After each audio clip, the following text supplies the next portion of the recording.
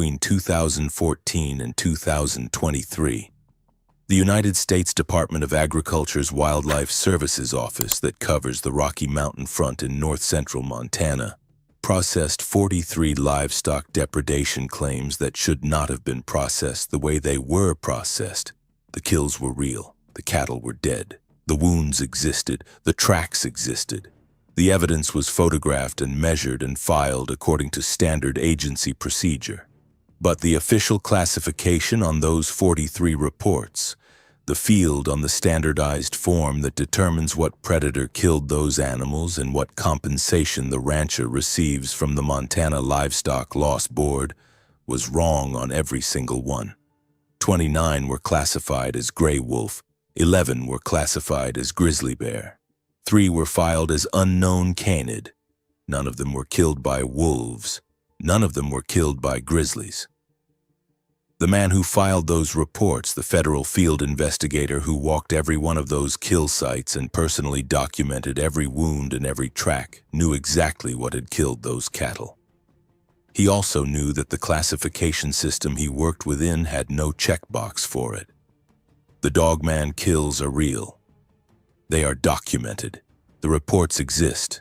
They sit in a federal database under classifications that do not match what the investigator actually found, and the only complete record of what was actually happening on those ranches sits in a personal storage unit in a small town in central Montana, in a stack of plastic file boxes that the investigator paid for out of pocket to preserve evidence that the agency he worked for did not want preserved. So before we continue, make sure you subscribe and let us know where you're watching from. Thanks. The man who collected those records spent over 3 decades with USDA Wildlife Services in Montana. He agreed to talk on the condition we change his name. Given what filing a single honest report would have done to his career and his pension, you will understand why. We are calling him Doug. He retired from federal service a few years back at a normal retirement age for someone in his position. His career had been built on the kind of work that takes a man through every county in north-central Montana and puts him on a first-name basis with most of the ranchers, hunting outfitters, game wardens, and county sheriffs along the front. He had a reputation for thoroughness. Ranchers asked for him by name when they had a depredation. Wardens trusted his field assessments because his predator identifications were almost always correct. He could read a kill site the way a detective reads a crime scene, and the assessments he produced were the kind that ended up in court when a livestock loss compensation claim was disputed. The Rocky Mountain front is the geographic feature that defines that part of Montana. It is the eastern edge of the Rocky Mountains, where the peaks rise abruptly out of the high plains in a wall of limestone and ancient sedimentary rock that runs almost 200 miles from the Canadian border south to where the front breaks against the Sun River Canyon. From the air, it looks like a fortress wall. From the ground, driving north on Highway 89 between Choteau and Browning, the mountains appear suddenly on your left and stay there for the rest of the drive. A line of summits that includes Ear Mountain, Sawtooth Mountain, and the broken peaks of the Bob Marshall Wilderness behind them. The country east of the front is ranchland, open grass and brush and irrigated hayfields running down to the breaks of the Teton and Sun Rivers with scattered cottonwoods along the creek bottoms and limber pine on the higher ground. The country west of the front is the wildest land in the lower 48 states. The Bob Marshall Wilderness Complex covers over 1.5 million acres of unbroken roadless country. No towns, no roads, no power lines, no cell coverage, rivers and ridgelines and forests dense enough that a grizzly bear can stand 50 feet off a trail, and you will never see it. Doug's coverage area included parts of 4 counties: Pondera, Teton, Lewis and Clark, and Cascade. Roughly 3 million acres of mixed ranch land, federal land, state land, and tribal land along the boundary between the front and the plains. His office was based in Great Falls, the nearest city, about an hour east of where most of his fieldwork occurred. He drove a federal pickup with a winter mileage average that approached 40,000 miles a year. He spent more hours in that truck than he spent at home. His wife, who worked at a county extension office in a town nearer the mountains, was used to it. They had been married for over 3 decades. She had married a man who came home smelling of diesel and dead cattle and wood smoke, and she had built a life around the rhythm of that work. He had grown up on a small cattle operation in central Montana. His father was a rancher who had taught him to track when he was old enough to walk behind a horse. By the time Doug was 12, he could read coyote sign and distinguish a black bear track from a grizzly print and tell whether a calf had been killed by a predator or had died of natural causes and been scavenged later. Those skills had carried him through a degree in wildlife management at a state university in Montana and into a federal career that started as a seasonal trapper and worked its way up to senior field specialist before he retired. He was, by any standard the agency used, one of the best predator identifiers in the state. His assessments had been used in Endangered Species Act lawsuits when wolf depredation was contested. His track measurements had been cited in published studies on grizzly bear behavior. When the agency needed someone to train new investigators, Doug was usually the man they called. The work itself was straightforward in its mechanics. A rancher would call the local wildlife services office to report a livestock loss. Doug would drive to the ranch, meet the rancher, and walk to the carcass. He would examine the wounds, looking for the specific bite patterns that distinguished one predator from another. He would search for tracks in the surrounding ground, measuring any clear impressions and photographing them with a reference scale. He would look for hair caught on barbed wire fences, for scat, for drag marks, for any sign that could narrow down what had killed the animal. Then he would fill out a standardized form. Predator identified gray wolf, or black bear, or grizzly, or coyote, or mountain lion, or domestic dog, or unknown canid, or unknown predator. The form had a finite set of checkboxes. He would mark the appropriate one. The form would go into the federal system. The information would be aggregated for state and federal predator management programs. The classification would also determine whether the rancher received compensation from the Montana Livestock Loss Board, which paid market value for confirmed kills by wolves and grizzlies, partial compensation for probable kills, and nothing at all for unknown predators. The system worked more or less for most of his career. The vast majority of depredations were obvious. Coyotes killed lambs and calves in ways that were easy to identify. Wolves killed adult cattle and left distinctive bite patterns on the throat and hindquarters. Grizzlies left tracks that no other animal could leave and inflicted damage that was unmistakable. Mountain lions stalked deer and the occasional calf and left clean kill bites that were instantly recognizable to anyone with field experience. The classifications were almost always correct. The compensation flowed where it was supposed to flow.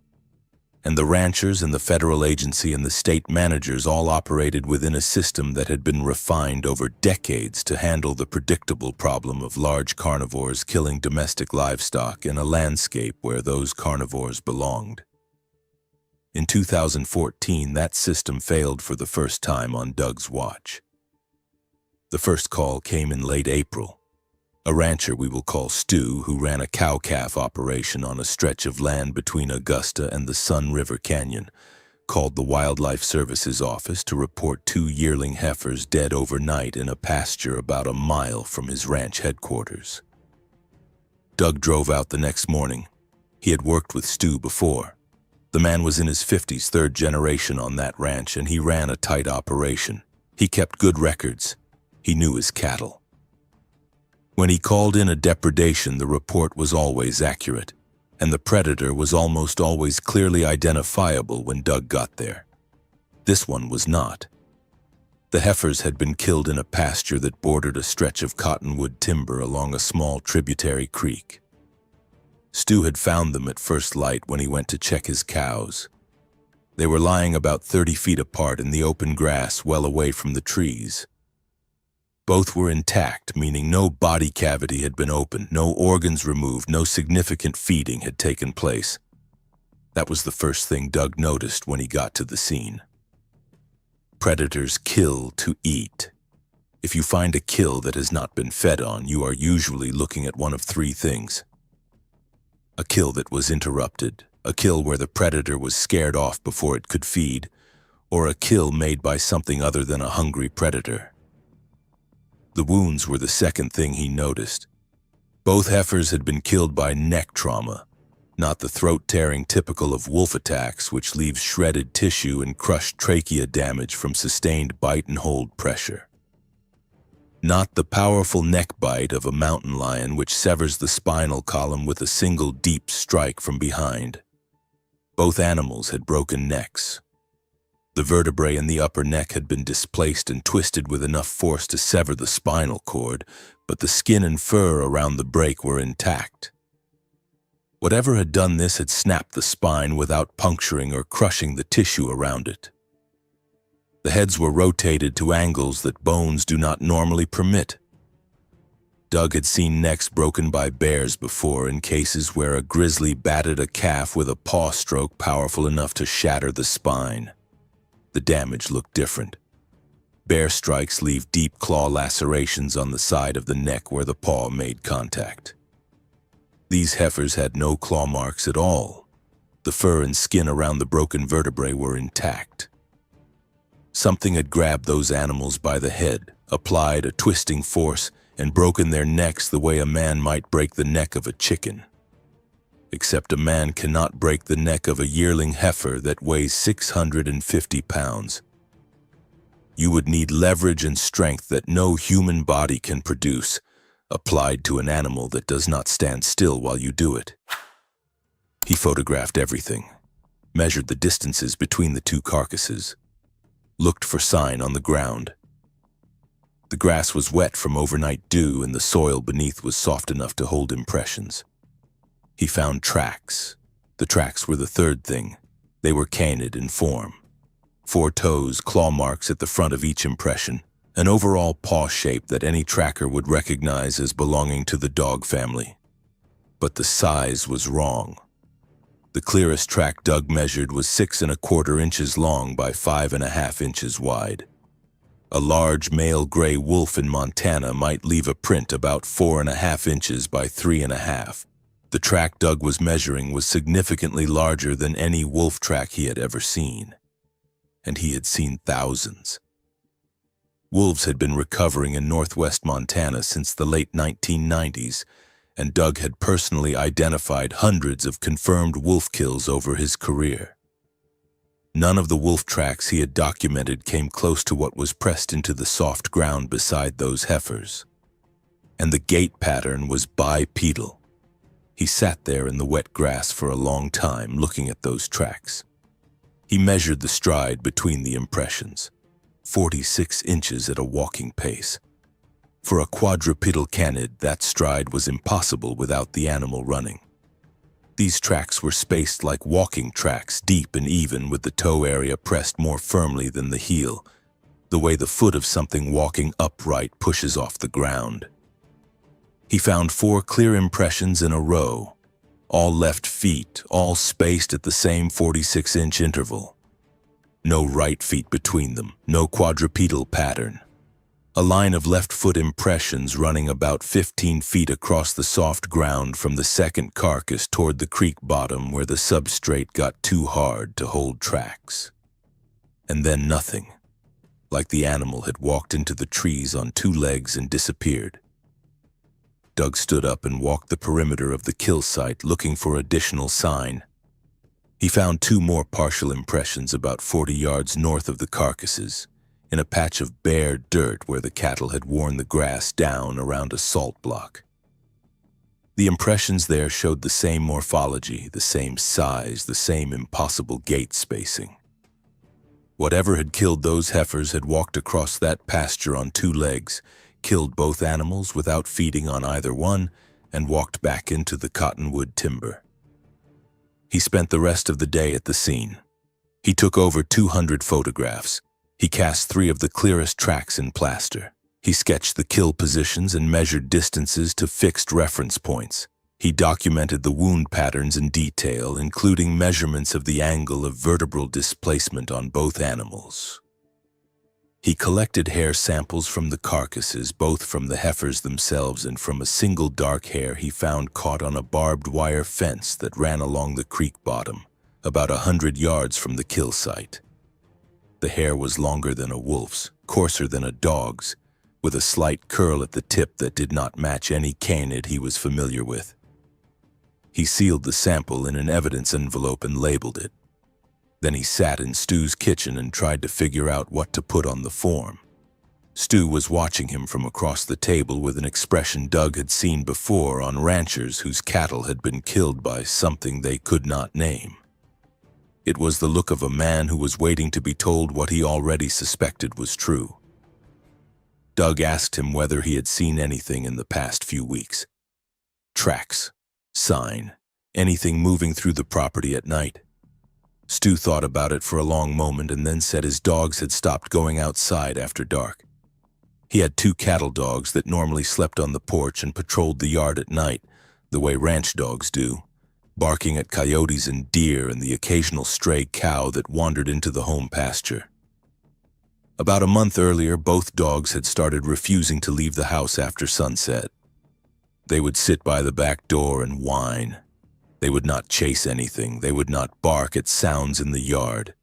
They would press themselves against the wall in the kitchen and wait for daylight. Stu had thought maybe they were getting old. Now he was not so sure. Doug asked if Stu's father, who still lived on the ranch and was in his late 80s, had ever talked about anything in the country that the cattle dogs might react to. Stu was quiet for a long time. Then he said his father had told him a story once when Stu was a boy, about something his grandfather had seen in the high pastures back in the 1930s. His grandfather had been moving cattle up to a summer allotment near the boundary of the Bob Marshall, and had encountered what he described as a man walking on 2 legs at the edge of a creek bottom, except the man was too big and had the head of a wolf. Stu's grandfather had not stayed to investigate. He had ridden back down to the home ranch and refused to take cattle to that allotment for the rest of the summer. The story had been told once, when Stu was about 10 years old, and never again. His father had treated it the way ranching families treat the things their elders had seen but did not want to discuss. The story was real. The story was true. The story was not to be repeated outside the family. Doug sat in that kitchen with a federal report form in front of him and a story from 1930-something rattling in his head. He had 2 dead heifers. He had impossible tracks. He had wounds that matched no predator in the agency's classification system. He had a rancher who needed compensation from the Livestock Loss Board to cover his losses because 2 yearling heifers represented several $1,000s in market value, and Stu was not running an operation that could absorb that kind of loss without help. He filled out the form. Predator identified. Gray wolf? Confirmed. He took the hair sample home and put it in his freezer. When Doug got back to the Great Falls office the next morning, he pulled his colleague aside. We will call him Lee. Lee had been with Wildlife Services even longer than Doug, was a few years from his own retirement, and had taught Doug most of what he knew about tracking when Doug first came to the agency.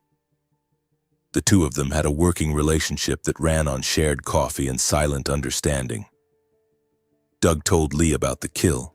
He showed him the photographs. He described the tracks and the wounds and the bipedal gait pattern. Lee looked at the photographs for a long time. Then he said he had seen the same thing in 1992 on a ranch east of Dupuyer. Same wound pattern, same impossible tracks, same complete absence of feeding.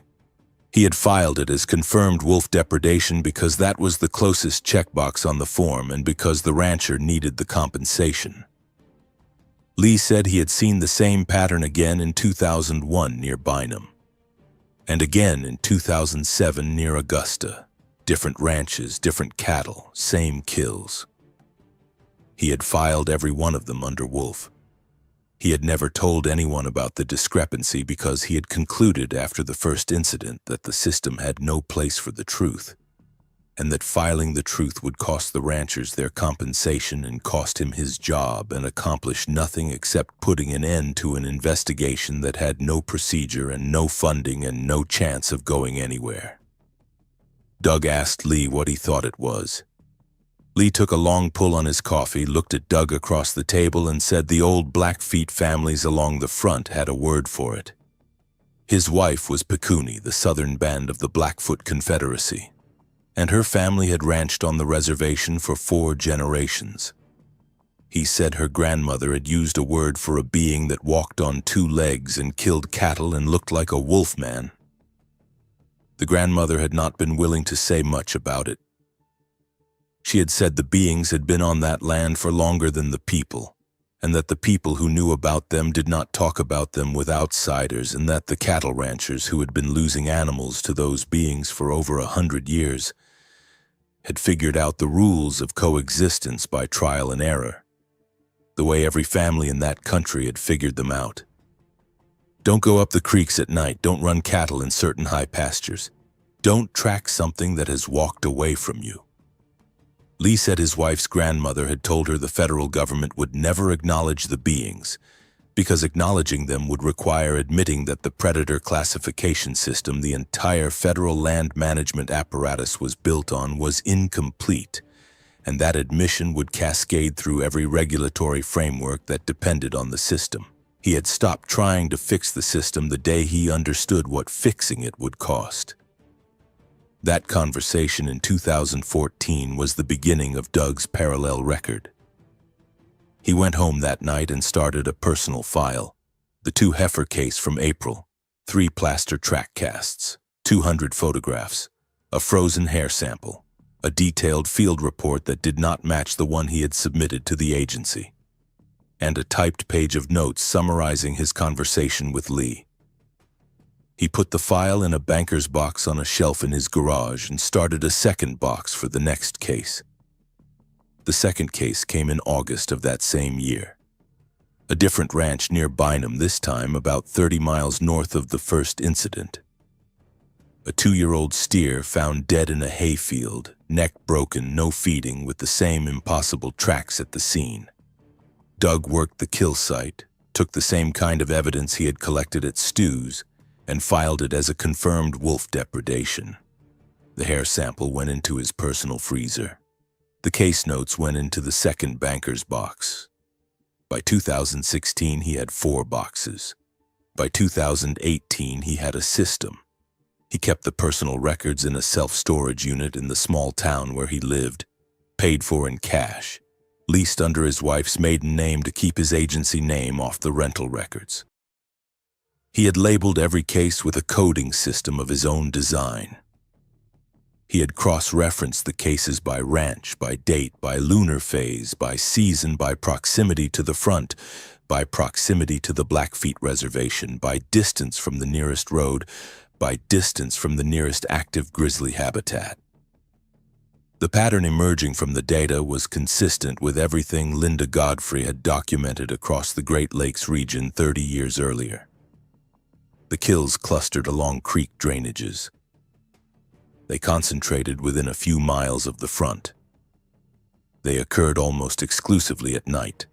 They showed evidence of strategic restraint in that the kills were efficient and the kill animals were never fully consumed, which suggested the killing was about something other than feeding. They were almost always paired with the story from the rancher about dogs that had started refusing to go outside, or horses that had become difficult to handle in certain pastures, or hired hands who had quit without explanation after a few weeks on the job. Doug saw the creature himself in October of 2019. He was driving back to Great Falls one evening after a long day, responding to a confirmed wolf attack on a calf in Teton County. The light was going. He was on a county road north of Choteau, a stretch he had driven hundreds of times when his headlights caught movement in a wheat field stubble on the south side of the road. He slowed. He had seen a lot of things move through wheat field stubble at dusk in north-central Montana. Mule deer, whitetail, pronghorn, coyotes, the occasional moose. What he saw that evening was none of those things. It was upright. It was walking parallel to the road about 80 yards out in the field, moving northeast at a pace that covered ground faster than a human could walk without running. The silhouette against the fading sky was unmistakable. Broad shoulders, a canine head with pointed ears standing erect on top of the skull. Arms that hung lower than human arms should hang, swinging slightly with the gait but not in the natural counterpoint to the legs that you see in human walking. The body was dark. Doug estimated the height by reference to a fence post in the field at over 7 feet. He stopped the truck, killed the headlights, sat in the cab with the engine off and watched. The creature continued walking northeast for maybe 10 seconds. Then it stopped. It turned its head toward the road, toward the truck. Doug knew, in the way a man knows when another man has spotted him from across a field, that the creature had registered his presence. The head was angled directly at him. The body had not turned, only the head. It held that position for what Doug later estimated was 4 or 5 seconds. Then it took 2 steps directly toward the road. Just 2. And it stopped again. Doug's hand was on the gear shift. His foot was on the brake. He was not going anywhere. The creature stood in the wheat field stubble facing him for what felt much longer than the time it actually took. And then it turned, very deliberately, and walked away from the road. It did not run. It did not drop to 4 legs. It walked at the same pace it had been walking before it noticed him, until it reached the edge of the field where the ground sloped down toward a creek bottom. Then it dropped from view. Doug sat in his truck for another 15 minutes before he started the engine. His hands were shaking. He had spent 30 years tracking predators in north-central Montana, and he had just seen one that did not exist in any field guide, and that no agency in the United States government would acknowledge. He drove the rest of the way home in silence. He did not turn on the radio. He did not stop for fuel. He drove with both hands on the wheel and his eyes scanning the road ahead. When he got home that night, he did not tell his wife what he had seen. He went into his office and wrote a detailed account of the sighting and put it in a sealed envelope and put the envelope in his safe. He labeled the envelope with the date and the GPS coordinates of the sighting location. He included the height estimate and the time of observation and the weather conditions and every detail he could remember about the creature's posture and movement and the look it had given him before it walked away. The look was the thing he could not stop thinking about. The creature had stopped, identified him, taken 2 steps toward him, and then chosen to leave. The 2 steps were the message. 2 steps was the distance the creature was willing to close before deciding the human was not worth pursuing. The creature had told him in a language that did not need words that it was capable of closing the rest of the distance any time it wanted to, and that it had decided not to. The decision was unilateral. The mercy was deliberate. The implications of that mercy stayed with Doug for the rest of his career. What Doug had built by the time he retired was the most complete private record of dogman activity in any single region of the American West that anyone has been able to document. 43 cases over 9 years, hair samples from over 30 kill sites stored in chest freezers in 3 separate locations, plaster track casts representing measurements from over 100 individual impressions. Photographic documentation totaling over 6,000 images. GPS coordinates plotted on USGS topographic maps for every kill site, every track location, every hair sample collection point. A spreadsheet that cross-referenced every case by 23 variables. A typed log of personal observations and conversations with ranchers, game wardens, fellow Wildlife Services investigators, and one elderly Blackfeet woman who had agreed to speak with him about what her grandmother had told her, on condition that her name never appear in any document Doug created. The geographic pattern that emerged from his data was specific and consistent. The kills clustered in a band roughly 15 miles wide, running along the Rocky Mountain front from the Sun River drainage north into the southern boundary of the Blackfeet Reservation. The eastern edge of the band corresponded almost exactly with the line where irrigated cropland gave way to native rangeland. The western edge corresponded with the boundary of the Federal Wilderness Complex. The band was densest where the front met the Teton River and the Dearborn River drainages, areas where the foothills broke down into ranchland in a series of riparian corridors that provided water, cover, and travel routes between the high country and the open plains. Doug had marked every kill location on a map in his office. The dots formed a string of beads along the front, with denser clusters in the corridors where Bob Marshall watershed creeks crossed the boundary into private ranchland. The temporal pattern was equally specific. Almost all the kills occurred between April and October, with peaks in late spring and again in early fall. The summer was relatively quiet. The winter showed no documented activity at all, suggesting either that the creatures moved to higher elevations during winter months, or that the deep snow made tracking and access difficult enough that the depredation pattern shifted away from cattle and toward wildlife in the high country. Within the active months, the kills concentrated around the new moon period when nighttime darkness was deepest. Stockmen in the area had long ago learned not to leave young animals unattended in pastures near the front during certain weeks of the year. The pattern of avoidance had been passed down through generations of ranch families and existed as a kind of folk knowledge that was rarely articulated explicitly but was understood by every rancher who had grown up on the front.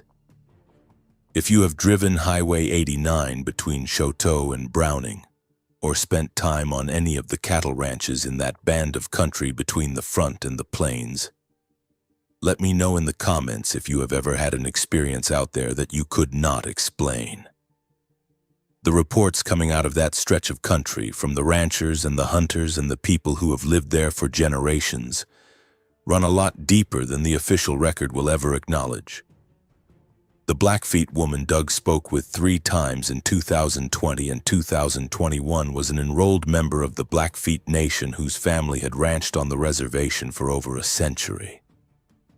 She was in her 80s when Doug met her, introduced through Lee's wife as someone who knew the old stories and might be willing to talk about them with someone she could trust to keep her name out of any public record. Doug met her at her kitchen table on the reservation, drank coffee she had made on a wood stove, and listened. She did not use the word dogman. The word meant nothing to her. The word was English, and the beings she was describing predated English in that country by thousands of years. She used a word in Blackfoot that Doug agreed not to publish because the word belonged to a tradition that did not give itself freely to outsiders and because she had asked him not to.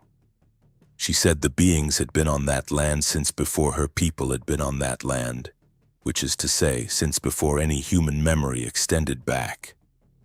She said the beings had territories that her grandmother had known, and that her grandmother's grandmother had known before that, and that the territories had not changed in any of the lifetimes she could account for.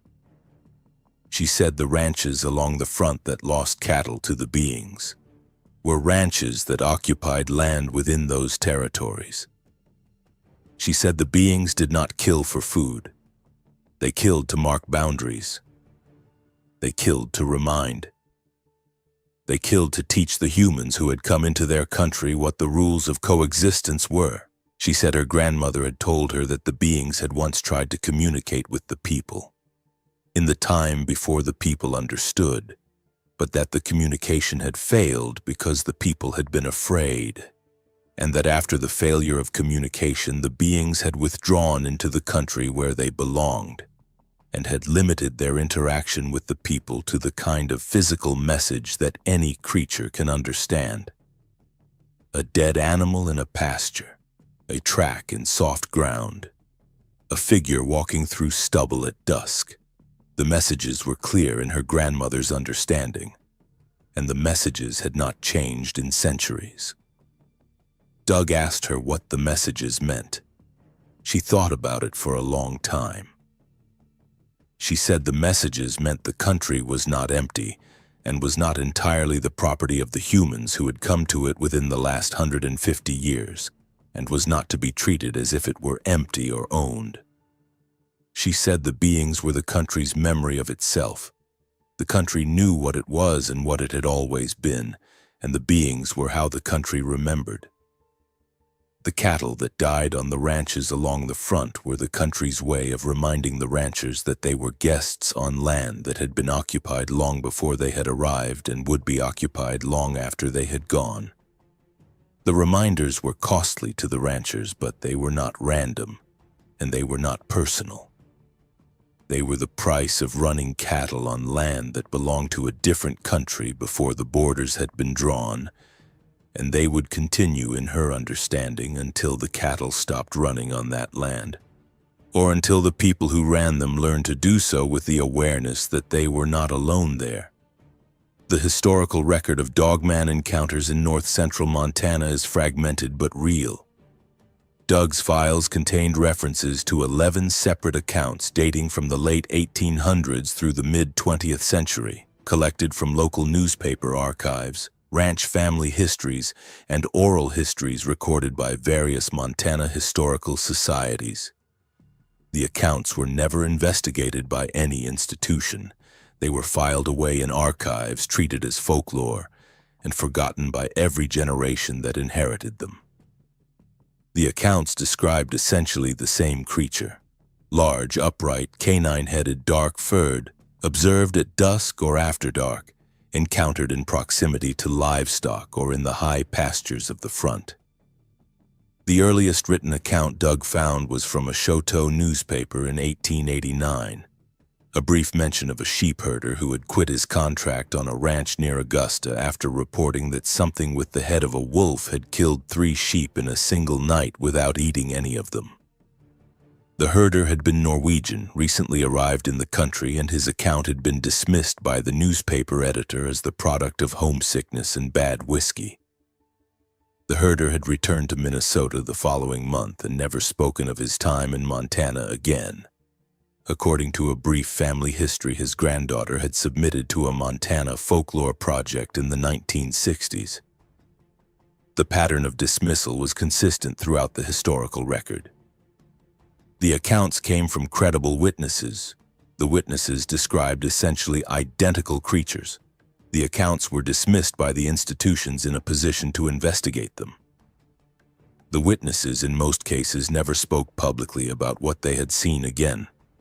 The cumulative weight of the record was substantial.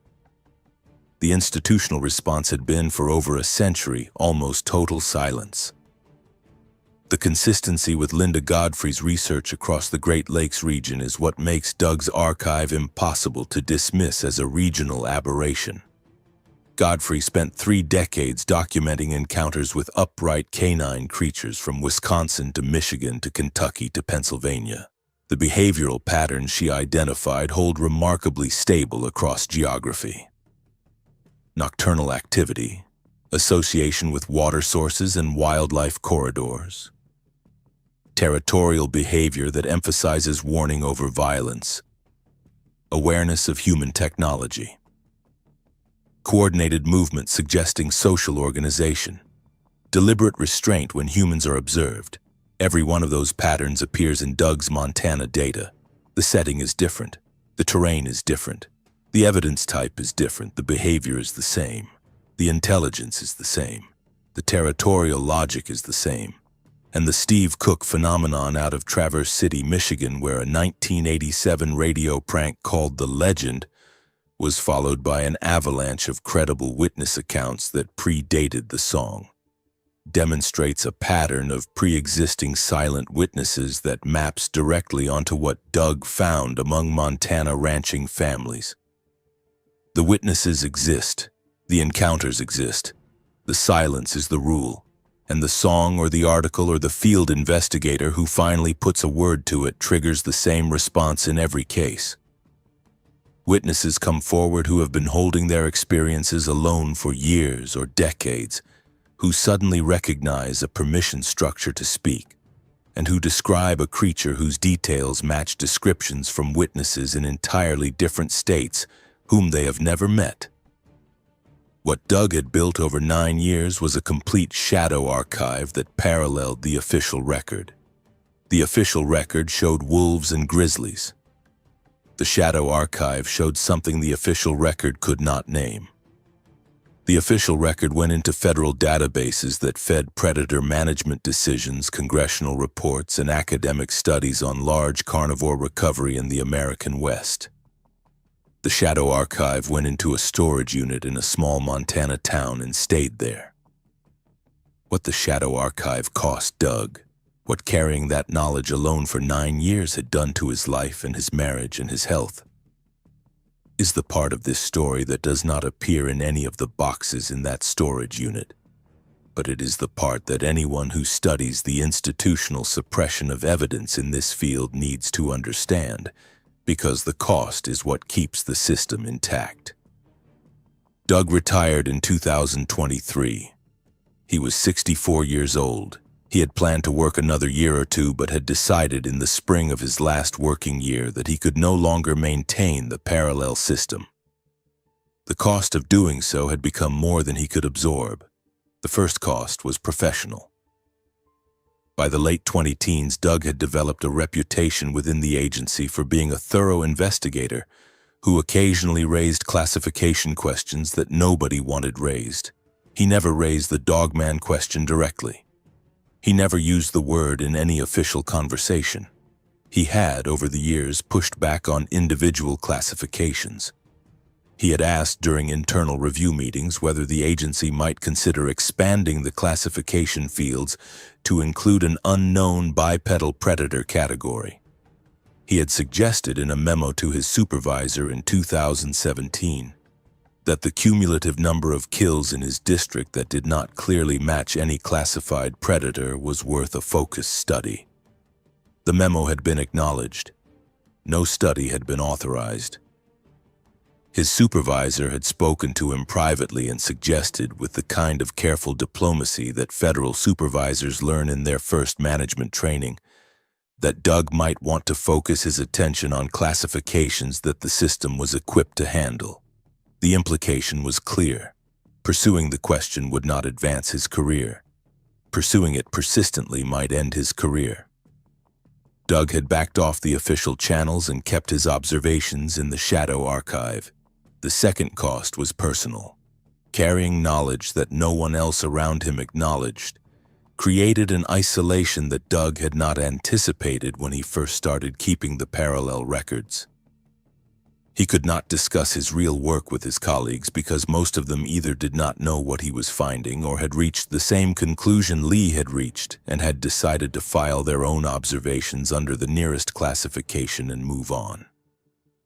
He could not discuss his real work with his ranching friends because the ranchers who had lost cattle to the creatures did not want to discuss it. Their grandparents had not discussed it. Their parents had not discussed it.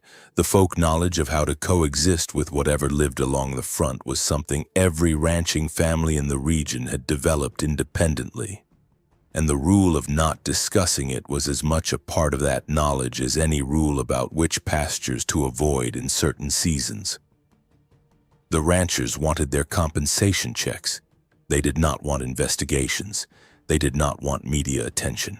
They wanted Doug to write up the kills as wolf depredations, collect the compensation paperwork, and leave them to manage their operations the way they had always managed them. His wife knew something was wrong. She had been married to Doug for over 3 decades, and she could read him the way you read a familiar landscape. She knew when he came home that he had seen something. She knew when he stopped sleeping well somewhere around 2016 that his work had begun to affect him in ways it had not affected him before. She asked him several times over the years what was bothering him. He told her the way ranching men have told their wives the difficult truths for generations.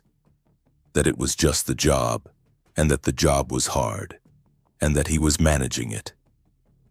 She did not believe him. She did not press him. The distance between them grew, not a dramatic distance, a quiet one. The kind of distance that accumulates between two people who have shared a life when one of them is carrying something the other cannot help with. Their daughter was the part that hurt the most. She had grown up on the kind of long Montana summer evenings where the family sat outside on the porch and Doug had told her stories about the country he had worked in, the wildlife he had tracked, the ranches he had visited. She had wanted to follow him into wildlife biology when she went to college. She had ended up choosing a different path, an urban one, and had moved to Bozeman after graduation and then to Denver, where she worked in renewable energy consulting and visited her parents 2 or 3 times a year. The visits had become harder over the years. She could feel that her father was different. She could feel that he was carrying something.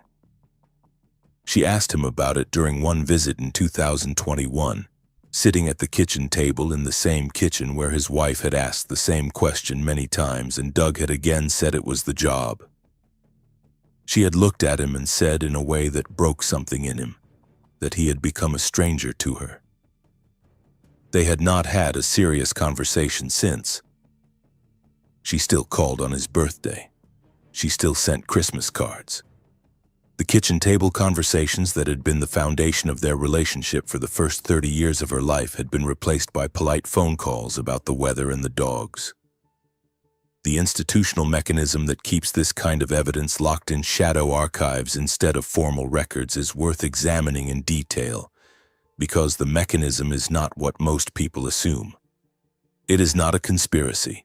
There is no committee of federal officials sitting in a conference room in Washington deciding which predator species to classify and which to suppress. The mechanism is bureaucratic, structural, and entirely impersonal. It operates through the design of the forms and the architecture of the databases and the incentive structures of the careers built around them. The federal predator classification system in the United States was developed over the course of the 20th century to support agricultural protection programs. The categories of predators that the system recognizes are the categories of predators that mattered to ranchers when the system was built. Wolves, bears, coyotes, mountain lions, eagles, domestic dogs gone feral. The categories cover the predators that account for the overwhelming majority of livestock depredations across the United States. The categories are sufficient for the routine work of the agencies that administer the programs. When a wolf kills a calf, the system handles it. When a grizzly kills a yearling, the system handles it. When the predator does not fit any of the categories, the system has no way to handle it. The investigator can mark unknown predator on the form. The rancher then receives no compensation because the compensation programs are tied to the recognized categories. The data point disappears into a residual category that does not feed into any subsequent analysis. The kill exists in the database as an anomaly that no one studies because anomalies in a classification-driven system are by definition outside the categories that the system is designed to study. The result is that any predator that does not match the established categories effectively does not exist within the federal record. The investigator who files an unknown predator report is producing data that the system cannot process. The data sits in the residual category. The pattern across multiple unknown reports does not get analyzed because the pattern is not what the system is built to analyze. The investigator who files the report does not advance his career by doing so.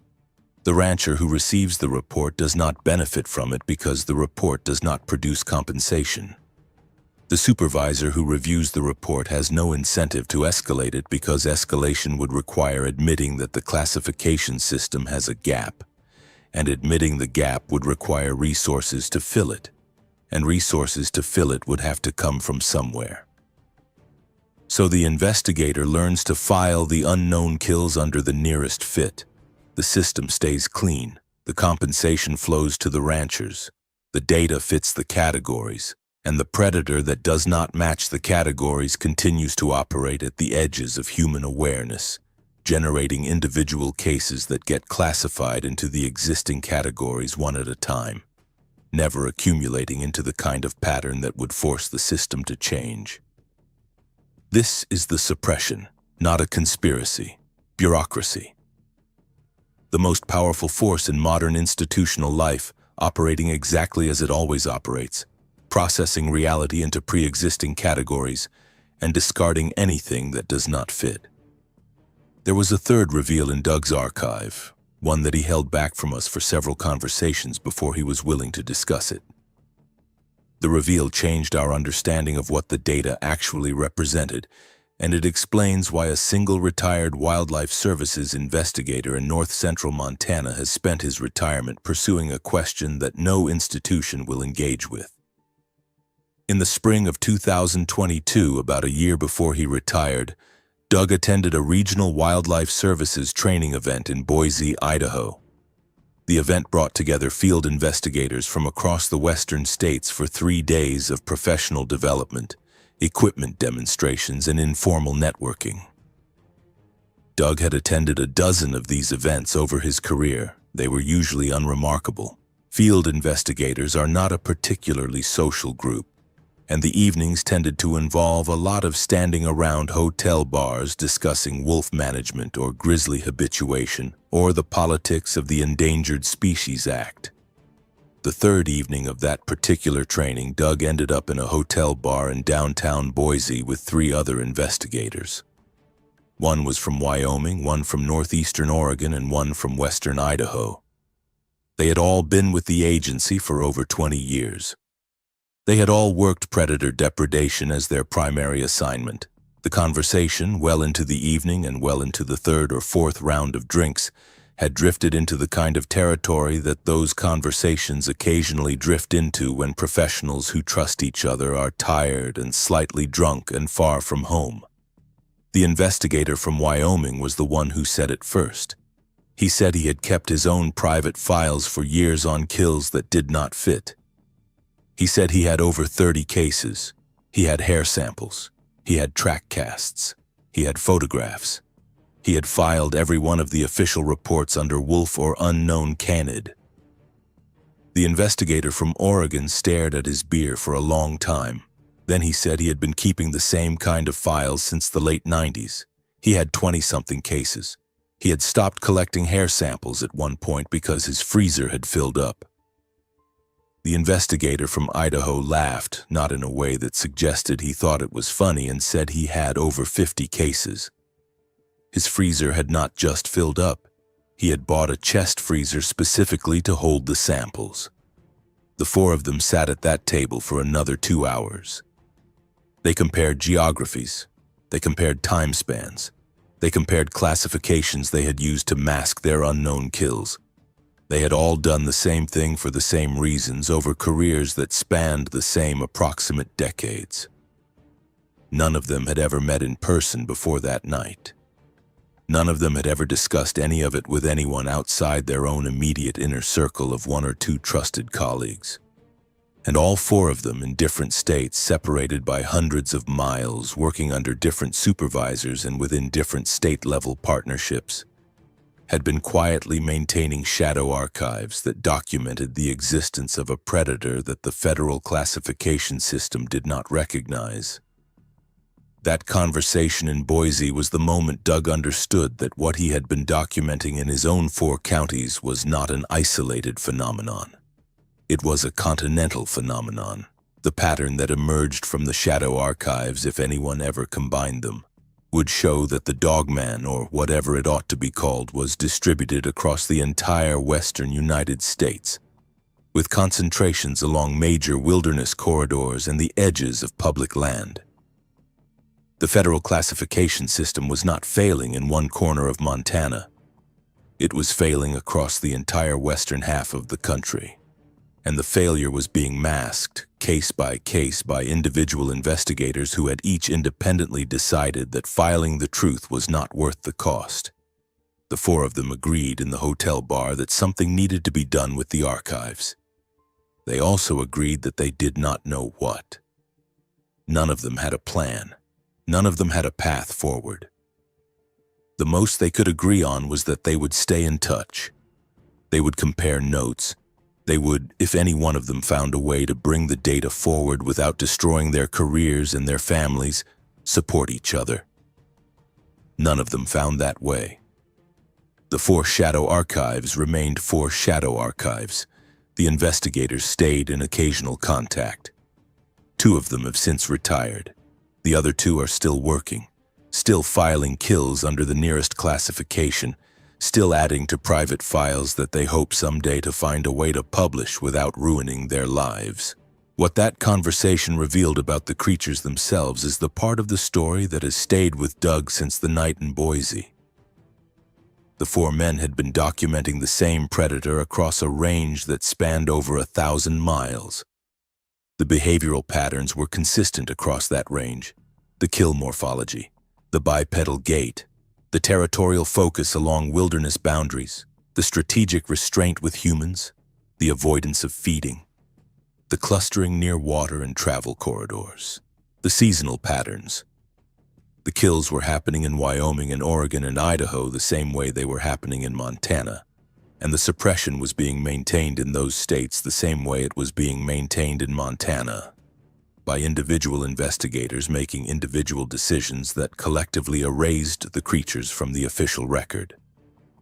The intelligence implied by that consistency goes beyond what most discussions of dogman intelligence acknowledge. The creatures are not just smart enough to avoid cameras and disable surveillance equipment.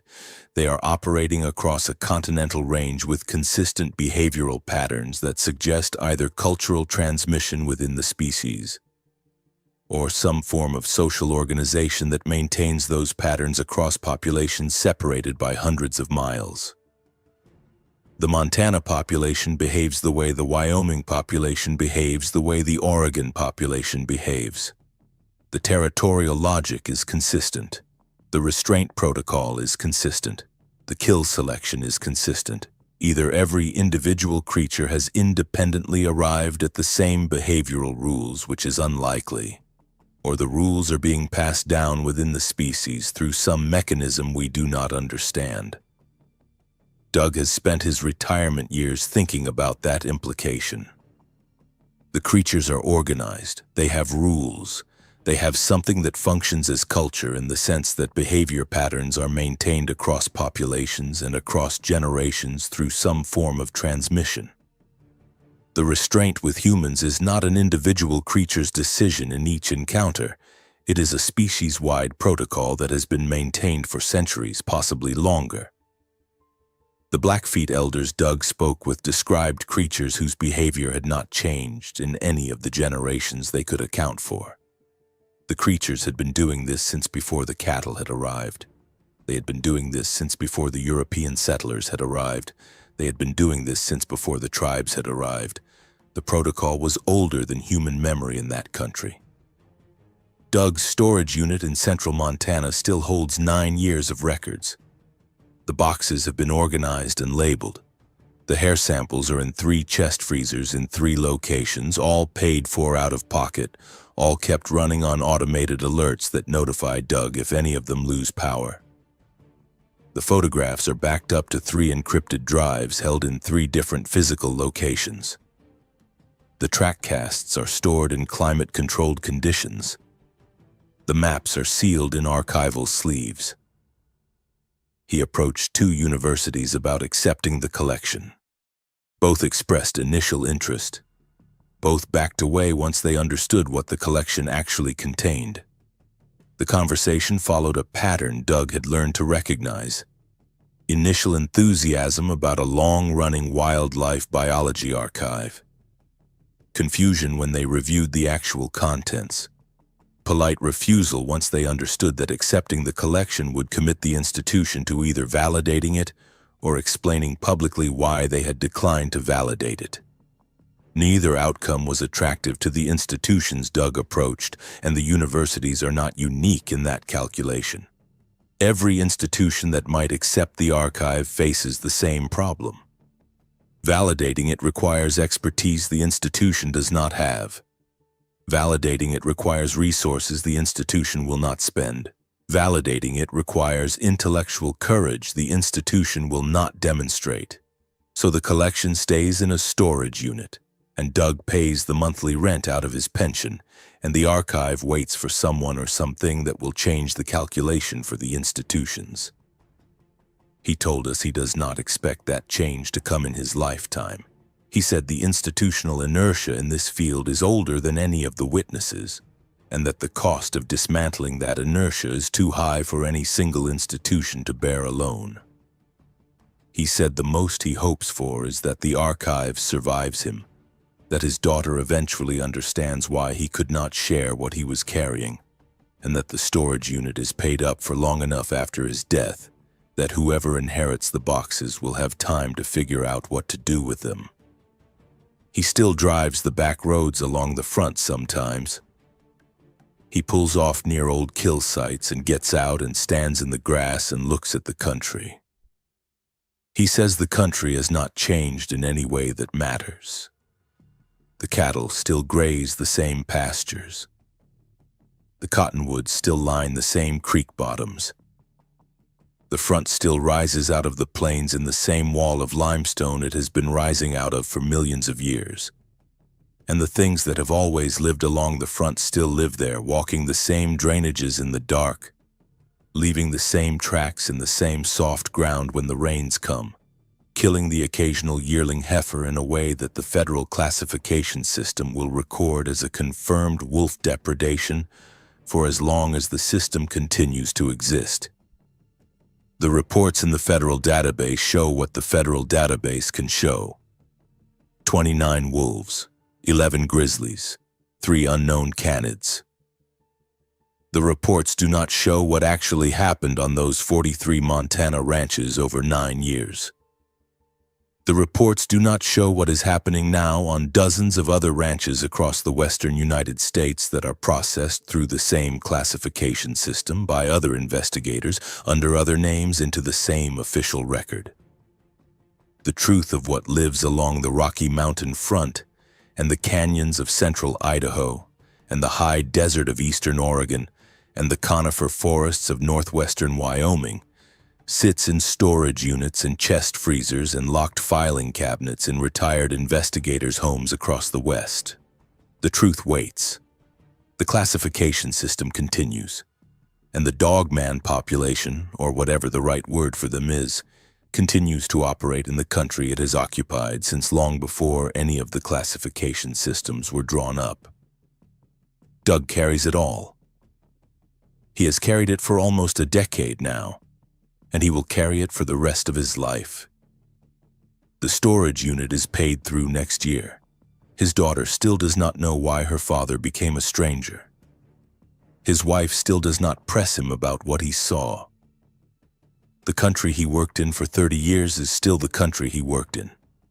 The beings that walked through that country before him will be walking through it long after he is gone, leaving tracks in soft ground that no investigator will properly classify, killing the occasional yearling that no compensation system will accurately compensate, and reminding the country one kill at a time that it has never been as empty or as ours as the records say it is. The last time Doug spoke with the elderly Blackfeet woman in the fall of 2021, she told him something he has thought about every day since.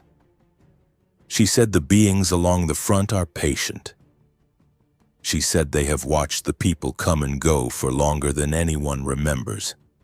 She said they watched the first humans walk into that country, and they watched the cattle arrive, and they watched the fences go up, and they watched the federal agencies establish their classification systems.